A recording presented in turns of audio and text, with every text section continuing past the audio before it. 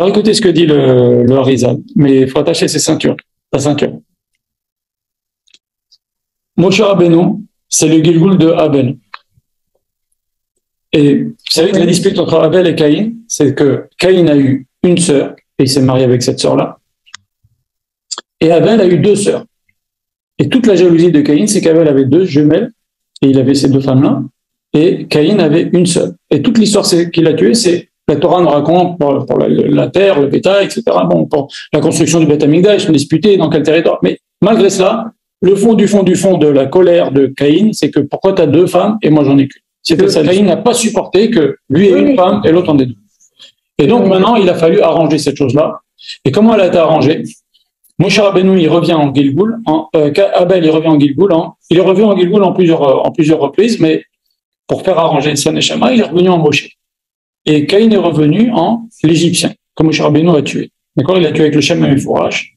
Et donc, en faisant le Shem HaMeforash, il a arrangé l'âme de Caïn. Et donc, le mauvais de l'âme de Caïn, il est parti dans cet Égyptien-là. Et le bon qu'il y avait dans l'âme de Caïn, parce que je vous rappelle que Caïn parlait avec Hachem, c'est un avis quand même, hein? C'est pas il parlait avec Hachem, on le voit plein de fois dans la Torah parler avec Hachem. Le bon de l'âme de Caïn est parti chez Yitro. Et donc, Yitro, c'était donc normal qu'il répare en donnant sa propre fille. Donc maintenant, ces deux jumelles-là, il y en a une qui est venue dans la fille de Yitro. Caïn répare toute la jalousie à la sorte d'une fille, etc., d'une fille en plus. Je te donne ma fille, comme ça on calme le jeu. J'accepte que tu aies une de plus. Je te donne ma fille. Et donc, une des deux jumelles, c'était Tzipora, la fille de Moshe. Ishat Kushit. Ça, c'est une chose. Mais maintenant, la deuxième, c'est qui? Moshe Rabbeinu, il y a un verset dans la Torah qui fait passer, en un verset, on passe 60 années de la vie de Moshe Rabbeinu. C'est quand même étrange. Il est marqué dans la Torah, Moshe Rabbeinu est parti, il a tué l'Égyptien, il s'est sauvé, il est arrivé à Midian. Seulement, le problème, c'est que quand il a tué l'Égyptien, il s'est sauvé, il a 18 ans, et quand il arrive à Midian, dans le même verset, il a 80 ans. Qu'est-ce qu'il a fait au milieu? C'est passé 62 ans de la vie de Moshe. Qu'est-ce qui s'est passé? Et donc, on est obligé de voir ce que dit le Midrash. Et le Sefer Hayashar, c'est un Midrash. Il dit la chose suivante, mais c'est connu, c'est un Midrash connu, que Moshe Rabbeinu, il s'est sauvé, il a été d'abord en Éthiopie. Éthiopie, justement, c'est Kushi. Les Kushim, c'est les Éthiopiens. Et donc, Moshe Rabbeinu, il arrive à Kush, et il y a un roi qui était parti faire une guerre, il revient, pendant qu'il s'est absenté, il y a Bilam et ses enfants qui se sont installés dans cette ville-là, qu'il a quitté, lui, il est parti ce roi-là pour faire la guerre. Bilam, il est venu, pendant son absence, pendant l'absence de lui et de son armée, il avait laissé très peu d'hommes, il a conquis cette ville, il s'est installé, il a mis des murailles, il a mis des serpents tout autour. Et ce roi, il revient victorieux de la guerre, mais il ne peut pas rentrer chez lui. Et tous ses soldats ne peuvent pas rentrer chez lui. Il y a des murailles comme ça, il y a des serpents autour, on ne peut rien faire. Il se fatigue pendant 9 ans pour faire la guerre. À la fin, il n'arrive pas, il en meurt. Et tous les soldats, ils se disent, bon, il faut bien un nouveau roi. Et Moshe Rabbeinu était là. Moshe Rabbeinu a dit, vous voulez comme roi? Très bien, mais vous allez m'écouter. Vous m'écoutez à 100%. Il dit, d'accord. Ils ont vu que c'est un homme chacham, etc. Moshe Rabbeinu, il a dit, regardez ce que je vais faire. Chaque homme parmi d'entre vous est obligé d'aller se trouver un bébé cigogne. Débrouillez-vous. Il n'y a pas un homme qui revient sans bébé cigogne. Il y avait beaucoup de cigognes dans cet endroit-là, en Éthiopie. Et donc, chacun est parti à la chasse prendre un bébé cigogne, ok, ou un jeune cigogne. Et ils l'ont ramené, chacun a pris son cigogne dans une cage, il l'a éduqué, etc. Très bien. Et après, une fois que tous les Éthiopiens qui étaient de cette armée-là avaient pris chacun une cigogne, ils avaient donc des milliers de cigognes, il leur a dit, Moshe Rabbeinu, 3 jours vous ne recevez pas les cigognes. Et les cigognes étaient super affamées.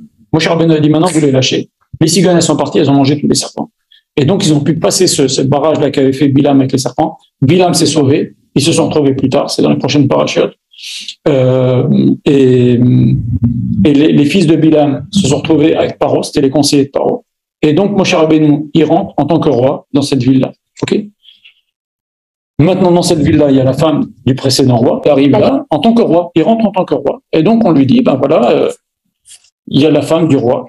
Elle est veuve maintenant. Tu veux te marier avec elle? Moshe Rabbeinu a compris que cette femme-là, c'est la deuxième sœur jumelle de Havel. Une, on a dit Moshe Rabbeinu, il revient de Havel, il devient c'est Moshe. Une, c'est la fille de Yitro, Tzipora. Et l'autre, c'est cette femme-là, la reine d'Éthiopie. Et Moshe Rabbeinu, qu'est-ce qu'il fait? Pour faire son tikkun à cette femme-là, il lui fait une guéroute, une conversion. Il lui donne Kiddushin, Arat Mekudeshet, Betabazot, Kadat Moshe Israël, il lui donne la bague, mais il ne fait rien avec elle. Il plante une épée, dit, toi t'habites là, moi j'habite là, on ne se touche pas. Et donc, Moshe Rabbeinu, pendant 40 ans, il vit avec cette femme. À la fin, cette femme, au bout de 40 ans, elle en a marre. Elle dit à tous les gens de son royaume, moi j'ai mon fils est devenu grand maintenant, hein, il a 40 ans, mon fils que j'avais eu avec le précédent roi, il a peut-être 45 ans ou truc, donc maintenant il va régner, et puis il est de chez nous, Moshe Rabbeinu, de toute façon il ne se conduit pas comme un mari avec moi, et donc ils ont accompagné Moshe avec un grand kavod, et Moshe Rabbeinu est parti chez Yitro, là-bas il va faire 10 ans de prison, Moshe Rabbeinu a fait 10 ans de prison, il a tué quelqu'un, il a fait 10 ans de prison, Yitro l'a mis en prison, puisqu'il était wanted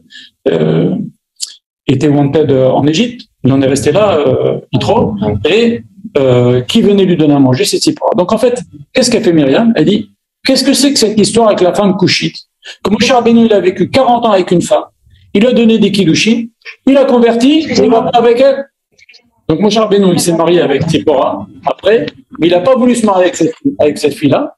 Par contre, il a fait son tikkun, c'est-à-dire il lui a converti, il a donné des kiddushin. Et donc toute la question de Myriam, c'est, qu'est-ce que c'est que cette femme couchite que Moshe Rabbeinu a pris? Pourquoi elle pose la question maintenant?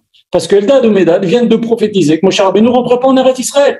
Alors elle a dit, pourquoi Moshe Rabbeinu ne rentre pas en Eretz Israël? Peut-être qu'il a fait quelque chose de pas bien. C'est quoi la chose de pas bien? C'est cette histoire avec la femme couchite. Où pourquoi tu l'as converti et tu donnes des kedushin si c'est pour pas vivre une vie de couple avec elle? C'est ça toute la question de Myriam. Qui Isha couchite, car il a pris une femme couchite, et il lui a donné des kedushin, et il a pas eu de vie avec elle. Voilà. C'est ça toute l'histoire. Voilà. Lui, il a vu ça par Ruach HaKodesh, que c'était sa demi-jumelle, et il devait l'arranger, elle, et donc il a fait ce qu'il faut, mais elle ne savait pas ça. Voilà. Et donc c'est ça la question de Myriam.